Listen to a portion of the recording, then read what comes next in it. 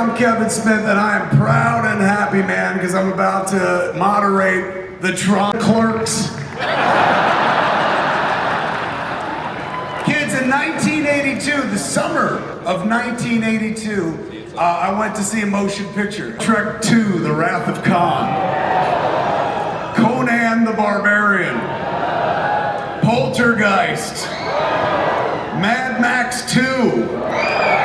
And a little independent film called E.T. So it was a big year for sci-fi, man, and into that very crowded arcade came rolling a light cycle, man. Tron light cycled into our lives and has not left. It shows incredible staying power, man. Disney will not stop Troning, for heaven's sakes, because we've all loved it for so long. And today we're going to talk about the latest iteration and perhaps the greatest iteration, because Tron is finally coming into the real world, kids. Please help me welcome to the stage a bunch of fine folks who are responsible for bringing y'all the grid, man.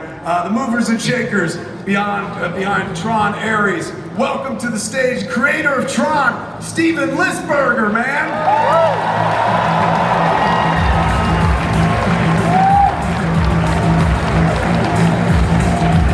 Tron Aries director himself, Joachim Rønning.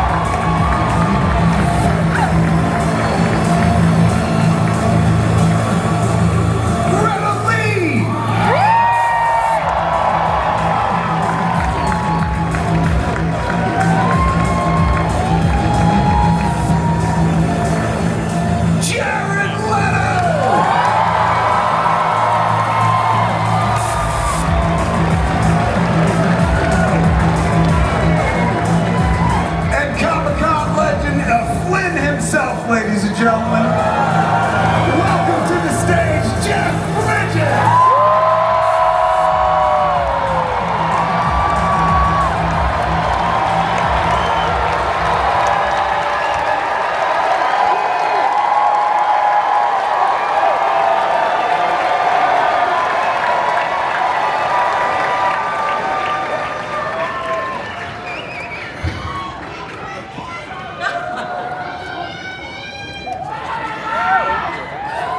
Kids, this is very exciting. We've got a lot to get to. There's a lot of footage you're gonna see and whatnot, but first let's talk to the movers and shakers, especially two kids who've been with this franchise since it began back in the year in the day. Mr. Bridges, how are you? Give it up for Jeff Bridges, ladies.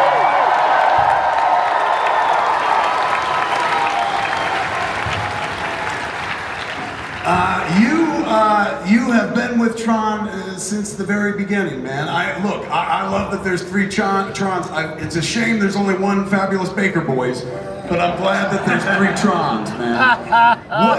What has it meant to you across a storied acting career to be in this movie? It must mean a lot because you come back and oh, cool, man.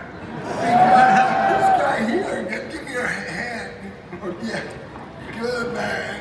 Steven. You know, what, 82, 43 years ago? Come on, man! Continuing the story, you know, just amazing. He created this wild world that is so much fun to be a part of. And these times, you know, artificial intelligence, that's on everybody's mind and hearts these days. And to be part of telling that story is so exciting for me. Wonderful to be part of that. So the grid abides. What's that? The grid abides? The grid abides. Stephen, it's your brainchild. This all came from you. Number one, I was a massive Animal Olympics fan when I was a kid, so thank you for that. But number two, this all begins with you. Take us back to the beginning of Tron. Well, as far out as Tron was and is, it actually became real life. And that's even more far out than the film. And my feeling about Tron is that the most important thing is that we kick this technology around artistically before it kicks us around. I'm weary from hearing all the grim news about the future, and the way to avoid that is to get talented people like the crew that's on my left and inspire young people about what can be done with this technology. And that's what Tron's all about. And the other thing that Tron's all about, going all the way back, what really resonates is the courageous acting of Jeff Bridges. He is the most courageous person in front of a camera. It's just, he's been a gift to Tron from day one. Give it up for the gift of Tron, ladies and gentlemen. Stephen, have you watched for the last 43 years every sci-fi movie that's come out that owes a debt of gratitude to you and know that the legacy was established way back then? Like when you saw The Matrix for the first time, were you like, fuck? Or were you like, I have a bit of DNA in there? No, I mean, inspiring others is, you know, pass it forward. It's a good thing. And we sort of created our own genre with virtual adventure, and it's not going away. And no, I'm a fan of pretty much all of it. It was so ahead of its time. I remember like there were Academy Awards that year, and I think you guys got a costume nod, but they didn't nod you for visual effects because they were like, oh, it's using computers, it's cheating or something. Yeah, that was their line, which was, it's not so much that Tron was ahead of its time, is that everyone else was late. Excellent point. Joachim, what first drew you to Tron, man? Well, you've done a bunch of things. What brought you into Tron Aries? Well, it's Tron, so I was immediately drawn into it. I love the franchise, Lisberger's and Kosinski's movies before, I think in many ways are masterpieces. And I always dreamt about making science fiction. I think the topic is super interesting. And they had a twist to it, these are the assets coming into the real world. I felt that I could bring something new to the table, but the bar is really high. And but it's been an amazing journey, and it's a movie for cinema. That's why I always try to do that. But with Tron, making a movie like Tron, it's like the closest thing to a guaranteed theatrical release somehow. So, and then I get to work with these people. And it's been just one hell of a ride, to be honest. And we talked about being in the Hall H in our very, very first meeting, actually. We had like 3 years ago. So here we are, live.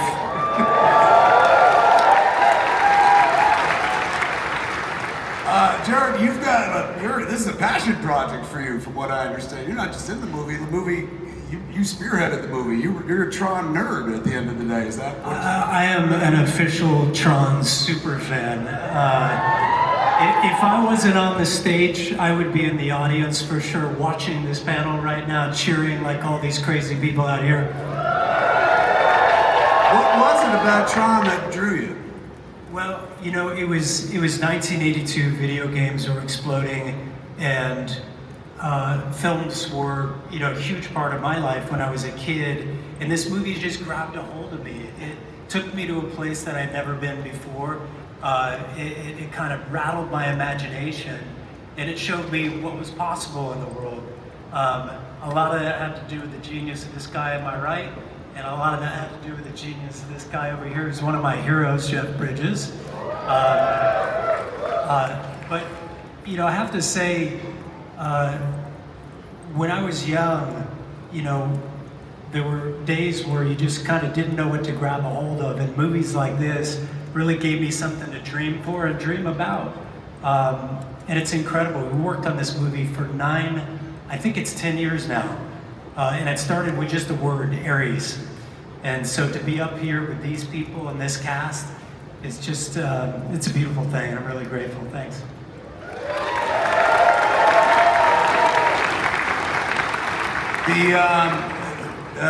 Mr. Bridges, he said such nice things about you. What was it like working with the younger class at this point? It was so wonderful. Remember the first day, wondering how it was going to be. I heard, a lot of actors would be working different ways, I heard Jared only wants to be called by his character. And I said, that's interesting. He's one of those guys? He's one of those guys. And I've worked with everybody's got different methods and modes, man. I said, I can understand that because it's a tough part, man, to play a program. I mean, how do I do that? Well, you did it before. You told me how to do it. I don't know, man. It's a mystery. But I figured, I'm playing Flynn. I'm the guy who created this thing, but I didn't want to offend him as a Fizbo, So I thought, I want to have kind of a certain intimacy with you. I know your name is Aries. Can I just call you Air? He said, yeah, man, you can call me whatever you want, And we just knocked, we had a great time playing. I do remember the very first scene I had with Jeff, and they yelled action, and I just blurted out, cut, and everyone was surprised because I don't often do that. And the first AD comes over and I said, is everything okay? What's wrong? And I said, I just can't stop smiling because I'm working with my guy. So we had a lot of fun, a lot of joy. And man, if I could work with you every day of the week, I'd be happy again. We had a fun time. And then we're also music cats. I mean, this movie stuff, that's kind of your side job. Just pass them down. But we had a great, what's that? What was that? You said 30 seconds. But we had a ball. It was fun. It was great. Once you get together with Jared Leto, it's Morbid time right there, man. Greta, you got a script for this, and I imagine you read it and you were like, oh my God, it's just like past lives. I'm surprised anyone laughed. I feel like that was a joke for two people in this room. We're cultured, we nerds. What drew you to the part, man? What'd you find interesting about being in Tron? To Tron? Yeah. I just wanted to ride a light cycle. Yeah, I told my agents, just find me something where I can ride a light cycle. I mean, you guys are so jealous. I got to actually ride one. It's insane. Sorry, I'm just trying to catch up with my own reality right now because I've never been to Comic-Con.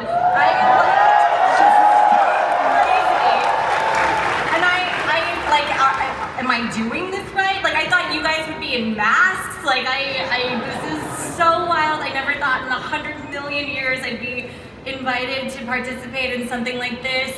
This massive, incredible, arguably the coolest franchise of all time. And I'm sitting here with these guys. I mean, it's totally insane. Totally insane. You talked about the light cycles, man. Yeah, man. You got to be with I got to be with one. a light cycle. Yeah, I did. That was part of the draw, where you're just like, you know what, if I get to ride a light cycle, I'll totally do the flip. I mean, I never could have imagined that it could be that fun. And I just got to see the movie just a few days ago, and I I don't think I'm gonna make it to October. I'm so excited. I feel like I'm gonna explode. Like I don't know. I don't know how we're gonna make it. It's just so special, and I think it really is such an honor to have this movie that is so absolutely for the super fans and for the diehards, but I really think we have this exciting opportunity to usher in a whole new audience to Tron, and for a movie to be able to do that is something really rare and unique. I think we're going to be able to connect a lot of different people with this movie, so I'm just really excited. Do you guys want to see a little piece of what she's so excited about? We have a first look at the light cycle chase scene if you're here today, kids. You're going to see two programs, Aries and the second in command, Athena. They're going to enter the real world, directed on a mission to retrieve a valuable piece of code from Eve. So let's take a look. Expensive, man! That was phenomenal. How phenomenal was that? Good job, man. Okay, Jody, you play Athena, and we saw Athena all over that clip. What's the relationship between Athena and Aries in the flick? Well, you know, Athena and Aries are comrades. You know, they're soldiers in arms. And I think that as Aries is having this awakening, or maybe malfunction in Athena's mind, she is also having one of her own, but it sort of takes her in a different direction that I think is entirely less measured and compassionate. Compassionate and get hit in the face with a motorcycle as well. That was incredible, man. Mr. Peters.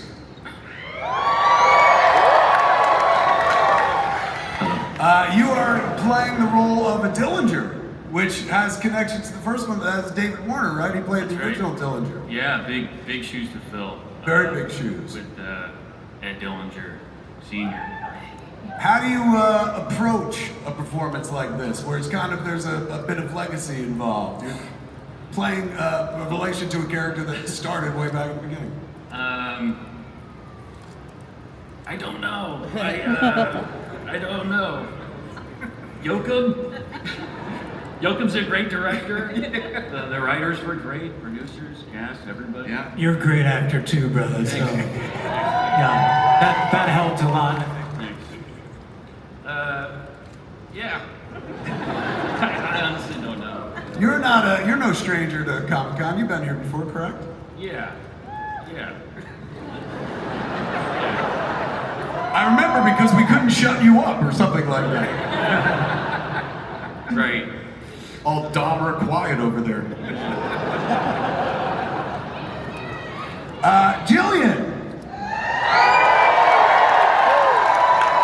Hello. This is your first sci-fi thing, no? I've never done it before, and thought that it would be fun to step into this world. Yeah. Were you a Tron kid when you were a pup? I was, yeah. I was a Tron kid, and oh God, that's me. Have you ever been here before? Have you ever done Hall H before? Sorry, what? Have you ever done Hall H before at Comic-Con? Have you ever been here in this room? Yeah. I think it was bigger though. The room. No! What? No. It was, I've been a few times. Yeah, I have. It's pretty cool though. I haven't seen the film yet, so that was the first that I was saying. It looks pretty good, guys. What the fuck? Crazy. Yeah. When I was a youngster in my 20s, the first dog I ever got was named Scully. And then after we had that dog for a week, I was like, this dog's too needy, and we got another dog to pair up with it, and that was Mulder. No. That's pretty cool. Very good. Hassan, I had no pets named after you whatsoever. Thank you. That would be wildly disrespectful. Thank you so much.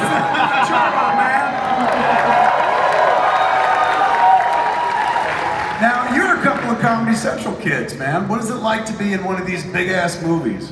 Yeah, it's very cool to be a Chief Technical Officer of NCOM. That's my technical title. The scale is incredible. Just looking at how big the sets are coming from comedy. It's very impressive. Yeah. Yeah, sorry. Were you talking to me as well? Yeah. Oh, dude, I couldn't hear you. Sorry. I was just caught up in his beautiful brown eyes. Sorry, it happens a lot. I actually had to have a conversation myself before I went into the first set. Be like, hey man, whatever happens, just keep cool. Okay, we've done this a couple of times.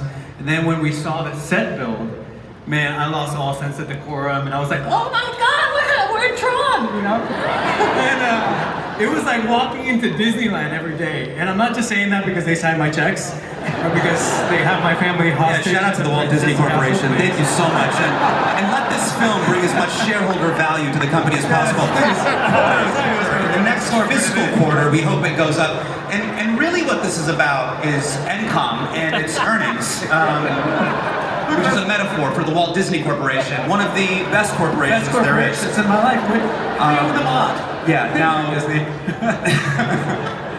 No, but shout out to the props department. They actually fully recreated Flynn's office from the 1982 film. And I don't know, I didn't steal anything from the props department, but everything looked exactly the way it did in the first film, which is really incredible. You kind of pointed at me when you were like, I didn't see anything, but I thought we were going to keep that a secret. I have a disc. Fine, I took one of the discs. I'm sorry, Disney. Jesus. Anyway, listen, man, it was a dream come true. Honestly, I thought we were shooting a rom-com until I just saw this footage. Doesn't look that romantic, but it was a dream come true. I can't wait to share it with all of you. And also the soundtrack, incredible. 9 Inch Nails.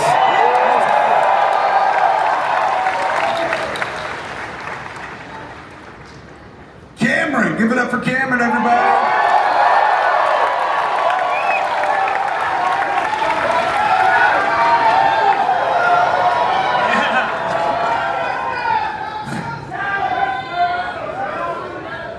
What is it like playing a program, my friend? You played many parts and whatnot, some of them to the absolute hilt, and this is, how do you approach doing this? Well, you know, I'm not going to say that there's like a rivalry between the humans and the programs, but I would say that Pixels definitely have more fun.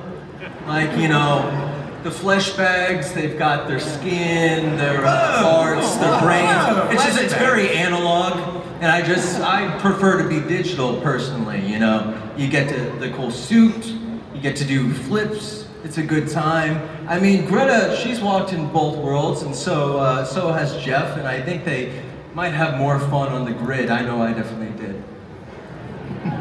But no, it was genuinely, man, it was an honor, dude. Like those sets, I would like walk backstage and look at them, and the way that they were built, no one does better than Disney for their practical sets, their set designs. I don't know if anybody's seen Fantastic Four yet, but those sets are incredible too. But yeah, man, these were awesome. They did such an incredible job with them. So you guys actually built pieces of the grid? Yeah. And had to in order to bring it to the real world. We should take a look at some more of that, man. You guys want to see some more clips? We're going to take a look at a clip right here. In this next clip, we're going to take a deeper look at the new immersive digital world that Julian created, kids. Let's take another peek at Tron Aries. Kids, that's not just Tron, that's Megatron, for heaven's sakes, man. Joachim, talk us through some of that. Look at how expansive that world is, man. How do you get there? I've been making films for 31 years, none of them look like that. I'm only looking at the unfinished VFX shots, but no, this is like one of the bigger chases in the film. We get to really play 9 Inch Nails, you know, as we're going through there, and the groove is just like such a fun cinematic experience. And it was, I mean, we shoot it for the most part on blue screen. We didn't build this. This is not what you guys were talking about, but it's like, it's all coming together with ILM, 9 Inch Nails, and it's fun to see it on the big screen with a crowd for the first time. Now, in terms of the music, man, everyone's excited about Nine Inch Nails. Like, you guys didn't think to reach out to Jared? I hear he likes music as well. Why weren't you involved in the soundtrack? You know, the music for Tron has always been such an important part, and I mean, that last Daft Punk, I mean, what an incredible song. When we were talking about music for this film, there was really only very few people you could think about that could fill those shoes. And Nine Inch Nails absolutely did it. I mean, they made music that's gonna live a lifetime. So very, very proud to have them be a part of it. And I just want to say one other thing. You know, as we sit here and celebrate, I was thinking about, and I was listening to that incredible little clip right there. You know, I was thinking about the crew of the movie.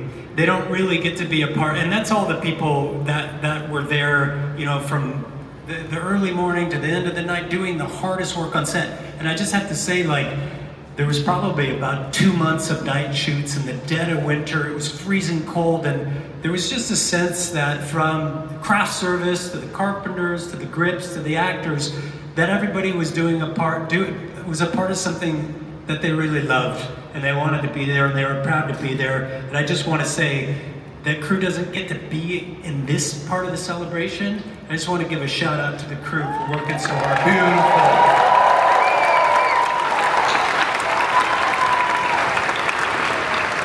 All right, kids, we got some final surprises for you, man, before you send you off into that good night. Number one, I'm excited to share that you're going to receive this Tron Aries San Diego Comic-Con exclusive piece of artwork to take home, man. Look at that. Posters only available here this weekend at San Diego Comic-Con. For those of you in this room, you can pick up your exclusive Tron Aries poster at the program Premiums room. We're gonna do one more thing and show you one more thing, a surprise that we kind of held on. But before we do that, kids, I want you to give a big round of applause to the good folks from Tron Aries.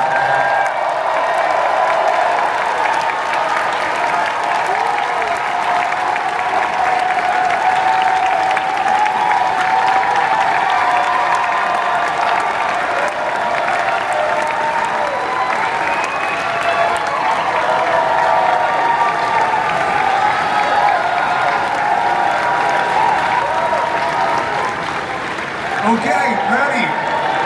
We got one more thing to share with you, man. Just for you here in All Age, we're gonna leave you with an exclusive music video from Nine Inch Nails.